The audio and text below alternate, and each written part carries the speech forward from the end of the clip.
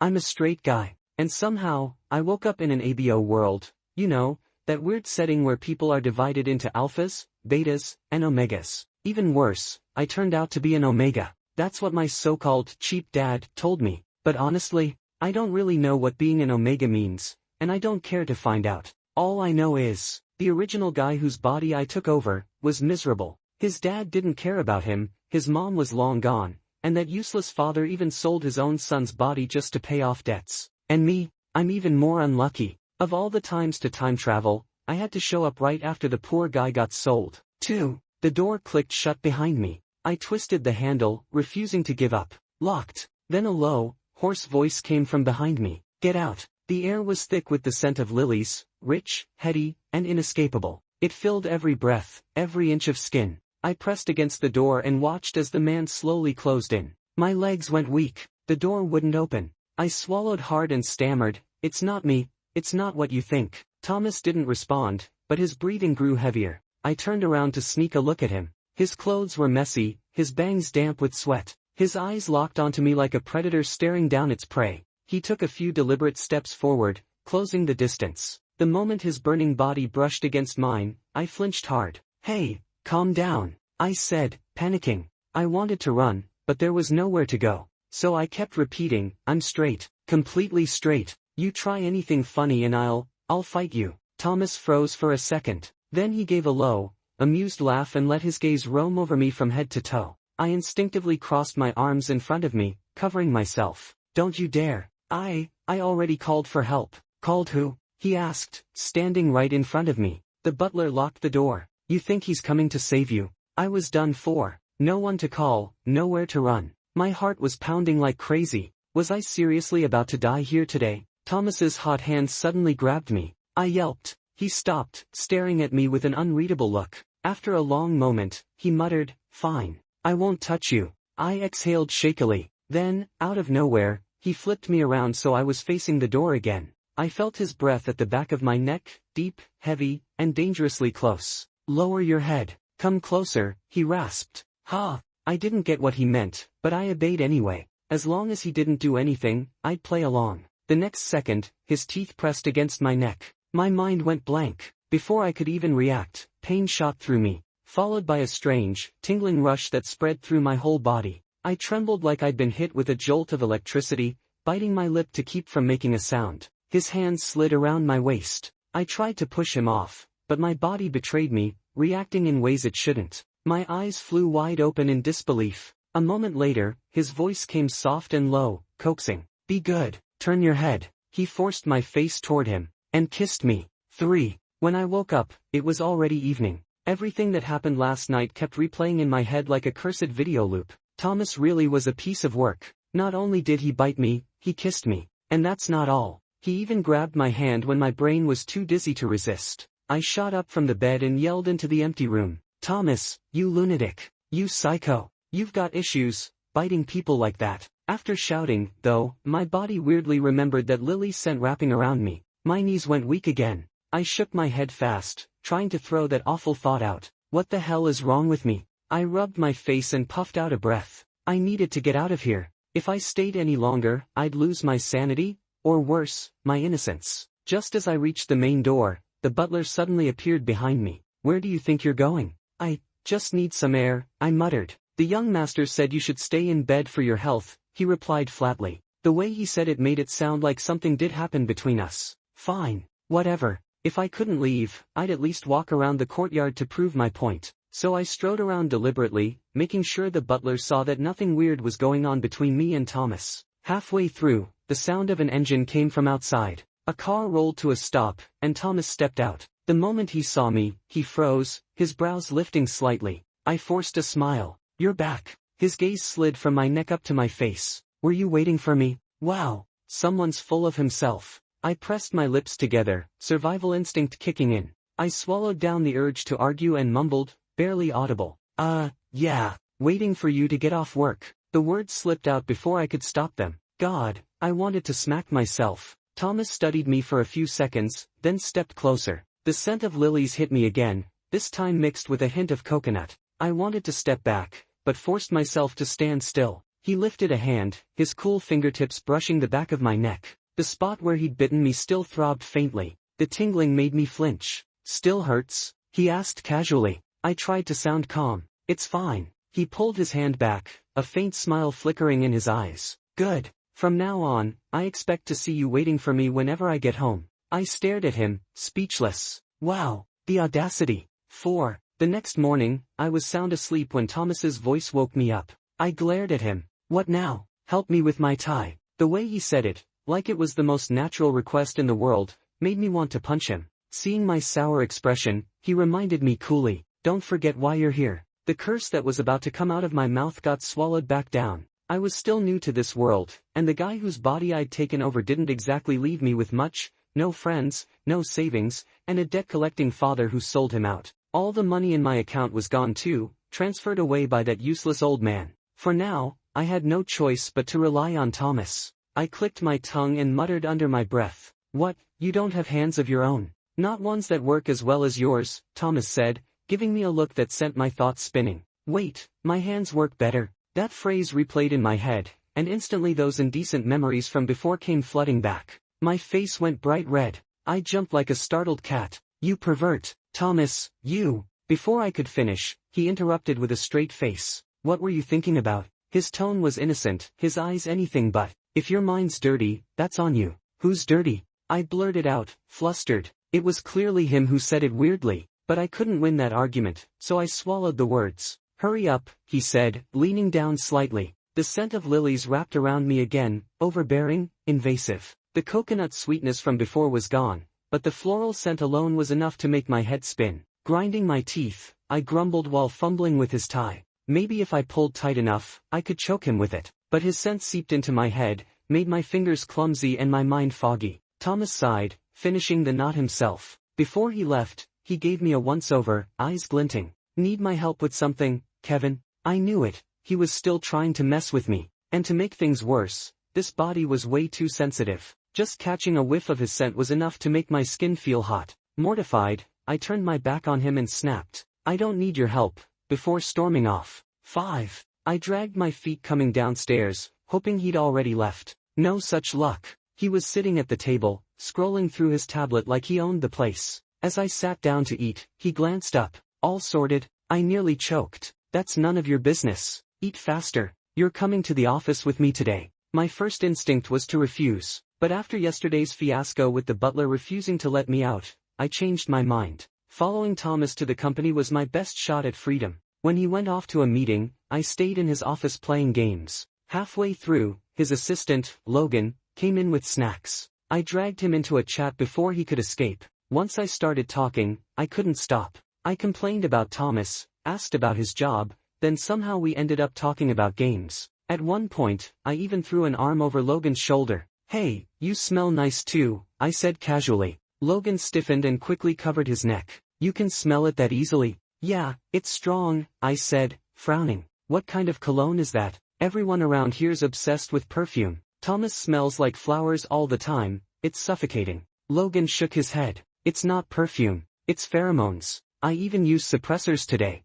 If you can still smell it, that means my heat cycle's close. I should probably ask Thomas for some time off." "Your what cycle?" I blinked. "Wait, people here actually." Before I could finish, Logan mumbled something about being busy and rushed out. I was still confused when suddenly, someone grabbed my wrist, hard. Pain shot up my arm. I looked up and met Thomas's cold, stormy eyes. "Suffocating, huh?" His voice was icy. He leaned down, trapping me between his arm and the sofa. With one hand, he pinned my wrists above my head. The other gripped my chin, forcing me to look at him. "Thomas, what the hell?" I kicked, but he pressed his knee down, locking me in place. No matter how much I struggled, it was useless. "Since my scent bothers you," he said softly, "then I'll make sure you're completely covered in it." Before I could even react, that overwhelming lily scent flooded the air. Then came a rough, punishing kiss, cutting off my protest, swallowing my breath. By the time he finally let go, I was dizzy, gasping for air, my lips stinging.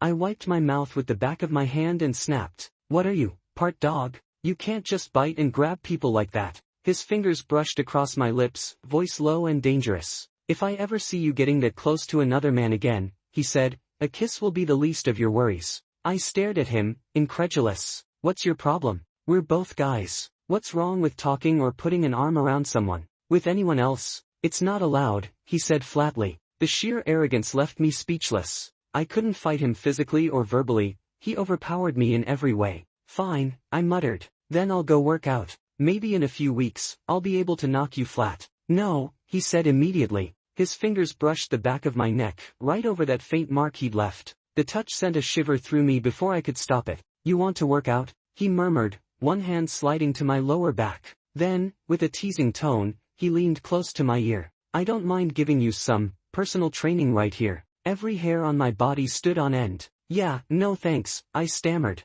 I'll just stick to gaming. 6. A month passed before I knew it. Thomas had developed a bad habit, kissing me every chance he got, and I could never fight him off. This body was hopeless. No matter how much I tried, I couldn't build strength, couldn't resist him. At least he hadn't gone any further than that, just kissing, sometimes getting handsy, but even that was enough to mess me up. Habits really are terrifying. Now, whenever he leaned down, I'd close my eyes automatically. Whenever his hand brushed my waist, my whole body went weak. Sometimes, when he kissed me long enough, I even found myself waiting for it. That thought scared me more than anything. I was straight, for crying out loud. No way I'd turn gay just because I woke up in an Omega's body. No. I had to stop this before I lost control completely. Right when I was planning how to avoid him, he announced he'd be away for a week on a business trip. Finally, freedom. That very night, I headed straight to a bar. I'd barely started drinking when a stranger approached. Omega, ha,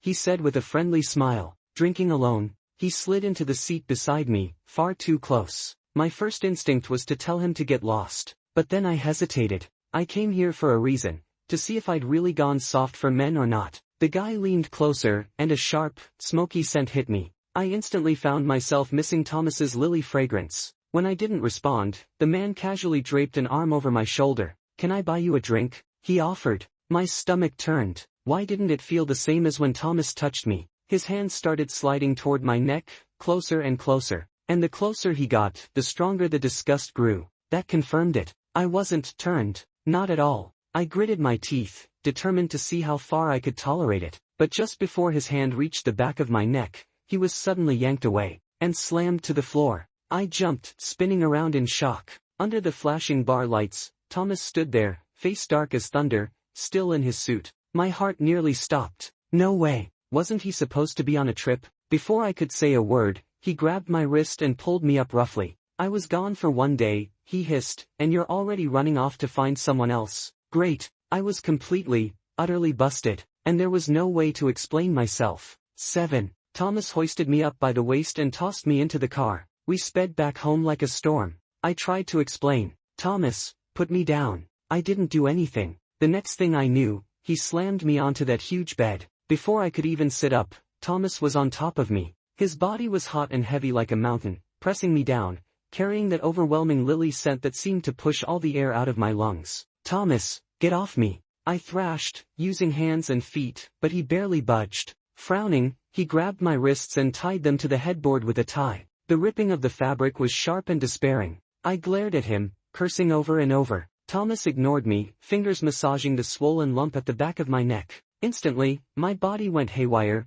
trembling like crazy, oversensitive in ways I couldn't control. A sweet coconut scent somehow joined the lilies in the air, dizzyingly cloying. A strange emptiness gnawed deep inside me, and I pressed my shaking hands against his chest. Thomas, stop. He grabbed my legs and whispered, too late. Then an unfamiliar, overwhelming sensation crashed over me. I screamed in pain, struggling in vain. Thomas's control was absolute. Tears ran down uncontrollably, and through blurry vision, I looked at him, begging quietly. Instead of easing up, he intensified it. Hearing my cries, he frowned, annoyed. I screamed louder on purpose. Finally, he leaned down and covered my mouth with his lips, swallowing my protests and cries. I froze, eyes wide, furious, and bit him hard. Slowly, pain and sensation tangled together, the pain gradually giving way to something else. My mind blurred, leaving only raw sensations and uncontrolled instincts. The lily scent soaked me through and through. I don't know how long passed before it calmed. I collapsed onto the messy bed, too weak to even move a finger. Every part of me ached, especially the part that had been overused, reminding me sharply of what had happened with Thomas. My innocence, completely taken. I lay there, hopeless, wishing I could just bash my head against the wall. A rustling came from the side as the mattress sank slightly. Thomas leaned over, fingers brushing my neck.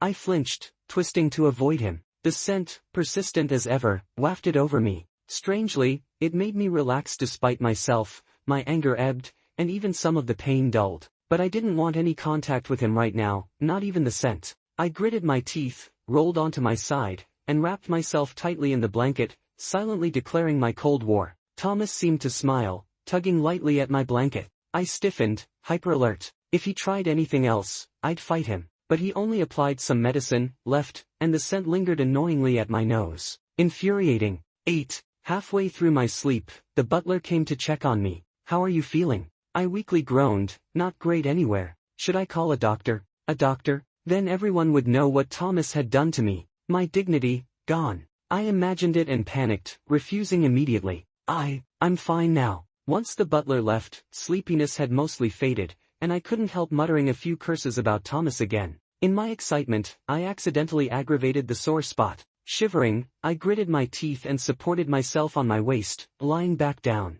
I turned my head, and Thomas was at the door, somehow. That half-smile of his made it obvious he'd seen everything. I instantly went silent, turning away, giving him the cold shoulder. Angry? Did he even need to ask? I ignored him. Thomas grabbed me from under the blanket. His lily scent, mixed with coconut, washed over me, easing my exhaustion. He brushed my stray bangs and said, "I planned to let you off last night, but you kept pushing for more." My eyes went wide. There's no way I did that. I wanted him to leave me alone. "Stop talking nonsense." I pushed him away angrily. Thomas smiled, released calming pheromones, and left. 9. I thought that night had been a one-time accident. I was so wrong. Thomas, this insatiable creature, was hooked. After that night, it was like he had opened a door to a new world. Every night after his shower, he would pin me down and kiss me. Then it escalated, inventing new ways to torment me. I cried, cursed, begged. Nothing worked. He defended himself confidently. "This is normal for an AO marked Omega." "Kevin, didn't you have high school biology?" "No, I didn't. I'm not even from this world. I don't know its rules. I only know one thing. At this rate, I'll be useless in bed soon." No. I couldn't stay in this house another day. I didn't care how much debt the original owner's father owed Thomas. I just wanted to survive. Run. 10. To lower Thomas's and the butler's guard, I pretended to be obedient for several days. Thomas couldn't believe it. "Why have you been so well-behaved lately?" He wrapped me in his arms, kissing me repeatedly. His large hands slid under my clothes, squeezing and kneading. I froze, unable to break free. I made up my mind. "Thomas," I thought, "maybe this isn't so bad. I might be starting to depend on you a little. I just wonder if you feel the same." I lowered my head shyly, cheeks warming. Even I almost believed my own words. Thomas studied me thoughtfully, then grabbed my face, forcing me to meet his gaze. "Look into my eyes and say it again." I licked my lips, avoiding his gaze. "Are you lying to me?" he pressed. I shook my head. "I really am starting to depend on you more and more." Then, almost hesitantly, I asked, "Thomas, you won't abandon me, right?" He smiled, confident. "No." He leaned down, seeking my lips. Our mouths met, teeth and tongues tangling, breaths mingling. The air thickened with his potent pheromones. Tonight, he was unusually gentle. Clinging to his shoulders, I felt my consciousness blur, legs weak and trembling. A soft, involuntary whimper escaped my throat. It was small, but distinct, startling both of us. I thought, wait, that came from me. Flushed with shame, I grabbed a pillow to hide my face. "Thomas, hurry, stop teasing." 11. When I woke up, Thomas had already left on a business trip. The night before, half asleep, I had heard him mutter about leaving and even asked if I wanted to come along. Without thinking, I said no. Of course I wasn't going with him. I didn't actually like him. He was far too full of himself. After days of pretending to be obedient, Thomas didn't have the butler watching me constantly this time. It was the perfect opportunity to escape. I snuck out with just a small bag, simple enough to look like I was just going for a casual stroll. Inside were the cash I had secretly saved from my card and a few of the pricey things Thomas had given me. Breathing in the free air, I almost cried with relief. Goodbye, Thomas. No, not goodbye, never again. I was heading somewhere with no alphas, planning to be straight and independent again. 12. After some inquiries, I ended up in a small coastal town. Most of the locals were betas, alphas and omegas were rare. I felt completely at ease. The area was remote enough that Thomas would have a hard time finding me. I immediately decided to settle here. Working as a cashier at a convenience store, I even met a new potential interest, a female beta. Finally, leaving Thomas behind, things seemed to be moving in a good direction. One day off, Bella invited me to hang out. I figured, why not? Plus, this was the first time she had ever asked me out herself. We watched a movie and had a meal she called fancy. As night fell, I walked her home. At her door, Bella turned back, looking serious. "Kevin, I think you're really nice." What did that mean? I hadn't even expressed my feelings yet, and she was already giving me a nice guy card. I forced a smile, only to lock eyes with her unexpectedly intense gaze. Wait, that look. I've seen it before, at Thomas's. What do you mean? Bella leaned closer and cupped my face, kissing me. My mind went blank. What was happening? I was actually kissed by a girl. Before I could react, I felt something pressing against me. I snapped out of my daze and shoved her away.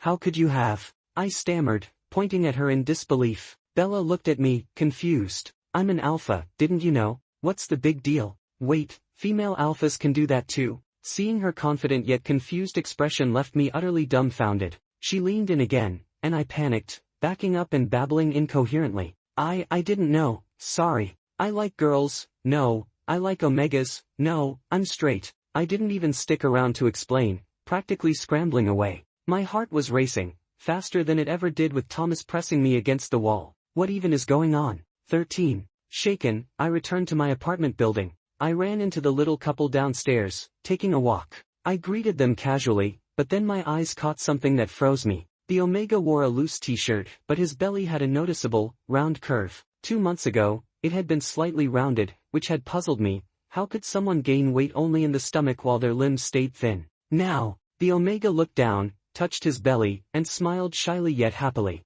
6 months along, he was growing fast. I stared, dumbfounded, trembling. Why can men get pregnant? The Omega glanced at me curiously. Omegas can get pregnant, no matter their gender. Didn't you know? I shook my head. I'm not from this world, I wouldn't know. No one had ever told me. I had no memory of how I said goodbye to the neighbors or even got back to my apartment. Leaning against my door, my mind replayed everything with Thomas. From the first marking to the almost nightly fiery encounters. We never used protection. He and I were both male and healthy, so I never thought about it. But now, my hand shook as I touched my lower abdomen. Could this be happening too? Impossible. Thomas couldn't be that powerful. Still, I ordered a pregnancy test delivery, just for peace of mind. During the wait, I lifted my shirt to examine my belly. Maybe it was psychological, but it looked slightly rounder than before. Panicked, I quickly covered up. When the test arrived, I used it immediately. The result appeared fast. 2 lines.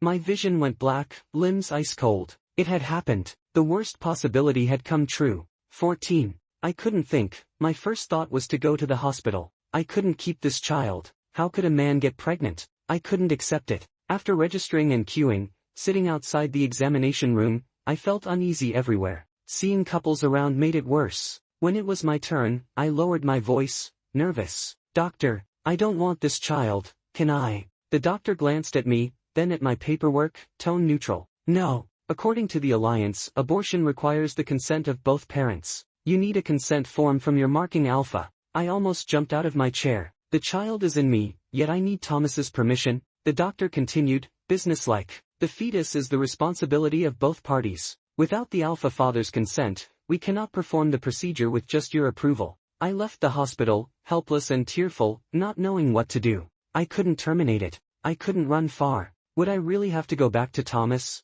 If I did, he would definitely insist I carry it to term. I imagined it, me, big belly, shamefully standing in front of Thomas, saying, "Thomas, I'm carrying your child." It was worse than anything Thomas had ever done to me. I ruffled my hair in frustration and dragged my heavy steps back to my apartment. The hallway smelled faintly but distinctly of flowers. I looked up sharply, heart stopping. Outside the worn iron door stood a tall figure. I froze, instinctively ready to run. Thomas's cold voice cut through the air. "Kevin, try running again and see what happens." 15. I froze in place, my heart pounding like it would burst from my chest. When Thomas grabbed me around the waist and lifted me, I reflexively wrapped my arms around his neck. What are you doing? Shut up." His expression was unreadable, and that intense lily of the valley scent slammed into me, making my chest tighten. With a loud bang, he kicked the door shut with his foot, the vibration rattling through the wall and my heart. He threw me onto the sofa and pressed down.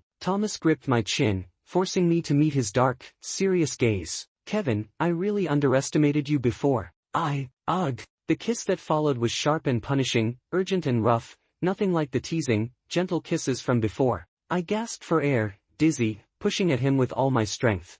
But he trapped my hands above my head, so that every struggle only made my body arch toward him. Thomas lifted my shirt with practiced hands. His palm pressed against the soft flesh of my waist, kneading and stroking, sending shivers through me. The other hand slipped toward my waistband. I shuddered, turning my head to dodge his kiss, panting. Thomas, wait for what? He interrupted, moving relentlessly. Your father owes me a debt, and you ran off before settling it. We'll take our time with this. He pinned my legs with his knee, leaving no room for refusal. In desperation, I shouted with my eyes closed. I'm pregnant. Everything froze. Silence fell, broken only by heavy breathing. Thomas straightened, staring at my belly in disbelief. Kevin, what did you say? Did you even think of lying to keep me from touching you? He asked. I didn't. I fumbled, embarrassed and flustered, pulling the crumpled test paper from my pocket and shoving it into his hands. Thomas unfolded the paper, frowning. He stared at the simple diagnosis for a full minute.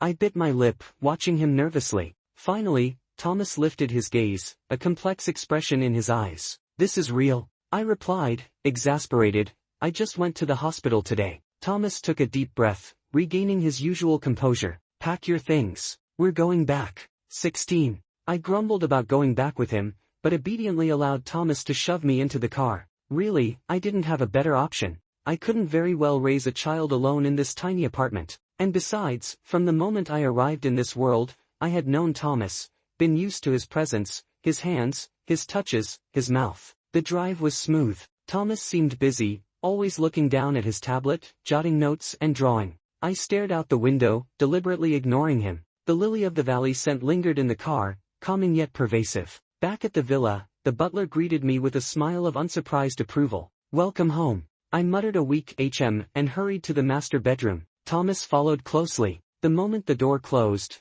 I stiffened my neck. We should sleep in separate rooms for now. Thomas raised an eyebrow, pausing. Why? I'm afraid you'll get excited in the middle of the night and hurt me or the baby, I said plainly. He scanned me from head to toe, not refusing. Separate rooms are fine, but I'll bite your temporary mark once a day. I mumbled under my breath, pervert. He actually still wanted to bite my neck even though I'm pregnant. You're overthinking it, Thomas explained calmly. An omega needs a certain amount of pheromones during pregnancy. If you don't want to sleep together, the temporary mark ensures you get enough. He handed me the tablet. Seeing the content, I realized he had been reading about pregnancy care in the car earlier. Biting my lip, I felt that Thomas was still very serious about me. After scanning the tablet, I lowered my head obediently, exposing my neck. Fine, bite me, now. Thomas chuckled, wrapped his arms around my waist, and bit my gland. After the temporary mark, I felt like a melted marshmallow. Once he laid me back in bed, I didn't linger. I pushed him out of the room. 17. For a full week, Thomas showed no further signs of overstepping. Meanwhile, I started acting strangely. Any exposure to his floral scent made my body uncontrollable, my lower urges became harder to hide, and I changed clothes more often. I was mortified and careful, hiding everything from Thomas, even when washing underwear. One night, I was half asleep when a sudden surge of heat from deep within my body shot up, banishing sleep instantly. I bolted upright, panicked. Had Thomas secretly drugged me to punish me for insisting on separate rooms? I retraced the strange sensations I'd been feeling recently, shivering with frustration, and stumbled into the next room blindly. Thomas, you are worse than a beast. I pounded at the lump in the bed. I'm pregnant, and you drugged me. Are you even human? Thomas woke, confused. His expression darkened instantly. Kevin, did you have a nightmare? What nightmare? The scent hit me again, and my legs gave out. I collapsed onto the bed. That sticky, suffocating heat returned, completely uncontrollable. I sniffled, feeling overwhelmingly wronged. The thick, sweet coconut scent filled the room. Thomas's expression changed. He pulled me close, stern. Kevin, you're in heat. I froze. Heat? If an omega becomes pregnant without a lifelong mark, hormone shifts during pregnancy can trigger estrus. It was normal. In the dim light, watching his resigned face, I slowly realized I had misjudged him. The scent was intoxicating. I instinctively nuzzled closer. Weakly, I asked, What do we do now? Suppressants, or I help you, choose one. I looked into his deep eyes, my mind racing. Suppressants, an injection in the arm. That would hurt. I remembered Thomas dragging me to help him during his own susceptibility phase. Biting my lip, I asserted boldly, I helped you then. You handle this heat yourself now, Thomas. Thomas's eyes darkened, his Adam's apple bobbed, voice husky. Are you sure? Let's talk, I said, stepping forward to kiss him, showing him I meant it. 18. The sudden heat, with Thomas's help,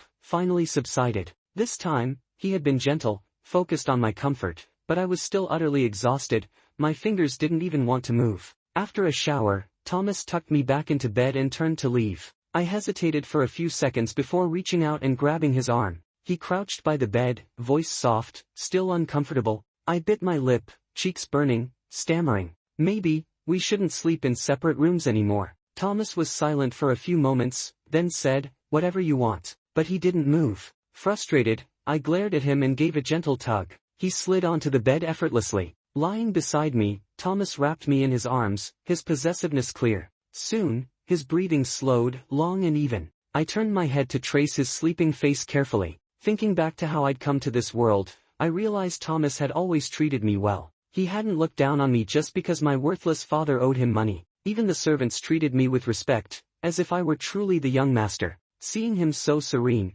his usually sharp, cold features softened with a gentle warmth, I felt the last bit of awkwardness inside me dissolve. We'd argued, I'd run, and even the idea of a man being pregnant had slowly stopped feeling impossible. Being with him now, carrying a child together didn't seem like such a big deal anymore. Thomas opened his eyes and quietly asked, "Can't sleep?" He leaned in and kissed my forehead lightly. I settled into a comfortable spot in his arms, breathing in the reassuring lily-of-the-valley scent, and closed my eyes. Maybe, this was fine. We could just be like this, together.